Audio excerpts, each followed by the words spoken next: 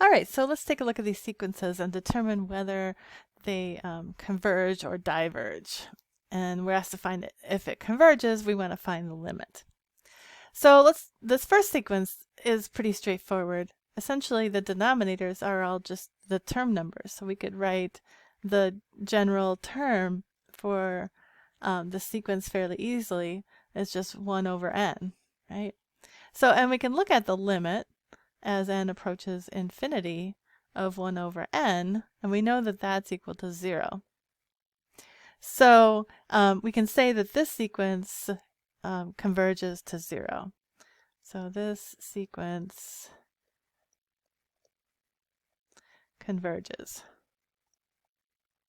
It converges and it converges to 0. All right, let's take a look at the next sequence.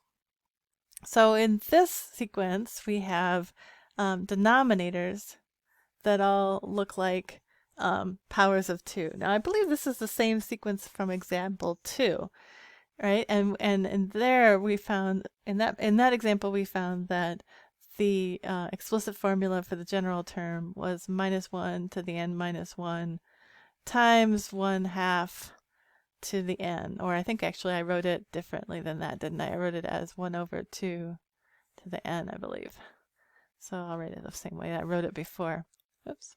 1 over 2 to the n. Okay.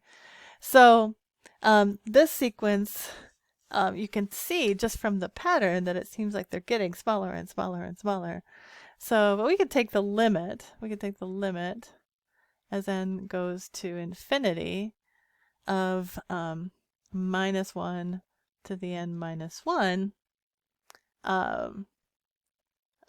times 1 over 2 to the n. And you can see this number in the denominator, this 2 to the n in the denominator, just gets bigger and bigger and bigger. And when you divide 1 by bigger and bigger numbers, it's just going to go to 0.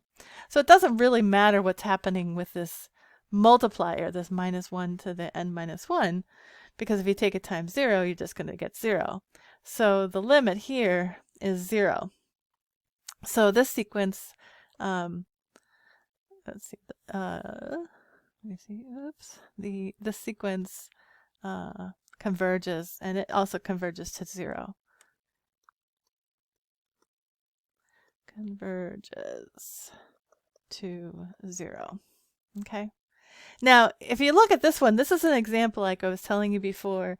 At the end of the last example, we talked about what monotone meant. But this is an example of a sequence that's not monotone, but it still converges, right? So if I were to draw this on a number line, right, you could see that let's say 0 is here. So we're at 1/2, and then we're at -1/4, and then we're at 1/8, and then we're at -1/16. So we keep flipping back and forth, A1, A2, on opposite sides of the of 0, of the origin. And so we don't have a monotonic sequence, but it does converge to 0. So let's look at the next one. All right, so here we have 10 over n plus n over 10. So if we take the limit of this sequence, n goes to infinity, I can just, since it's a sum, I can just break this up into 10 over n plus the limit as n goes to infinity of n over 10. Now, the first part of the sequence converges to 0, but the second part of this sequence, n over 10, as n goes to infinity, just goes to infinity. So if we're adding these two things together, it just blows up, right? So so this sequence diverges. So the sequence diverges. All right. So let's take a look at this next one. Now, this one, looks like a rational function. So if we take the limit as n goes to infinity, this looks like when we were studying limits, this looks like similar to some of the problems we did in that section. So if we just divide the numerator and denominator by the highest power of n in the denominator, right, we get 2 minus 7 over n plus 2 over n squared, right? And then we'll get 1 minus 6 over n plus 1. Oops, 1 over n squared, right? Right, I just divided top and bottom by n squared. So it's the same, it's equivalent, it's an equivalent expression. I've just written a different way so that when we take the limit as n goes to infinity, you can see that all of these terms with n in the denominator are just going to go to 0. So the limit is just going to be 2. Okay, so this sequence converges to 2. So the sequence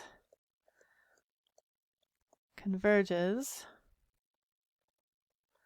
to 2. All right, so this last one we have a recursive sequence. So let's just list it out. So I'll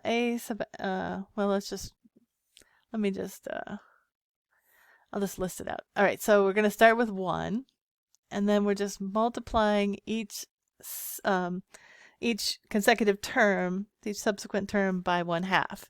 So we're going to get 1/2, multiply by half, we get 1/4, multiply by half, we get 1/8, oops, and so on, right? So essentially we get something that looks like 1/2,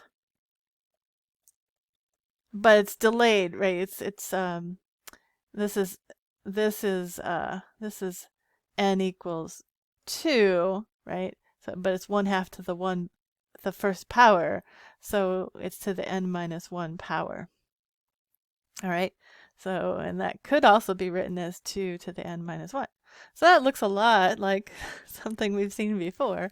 I think that's, which one was it? Oh, it's B. It was like this, only it had the alternating signs.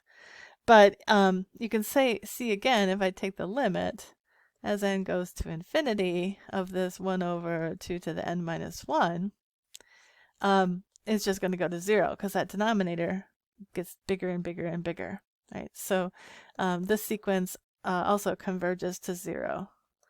Sequence converges to 0. All right, so got, I guess that's it. Yeah, that is it. Okay. That's all the examples I have, and so you're ready to work on the discussion questions. So I will see you in class.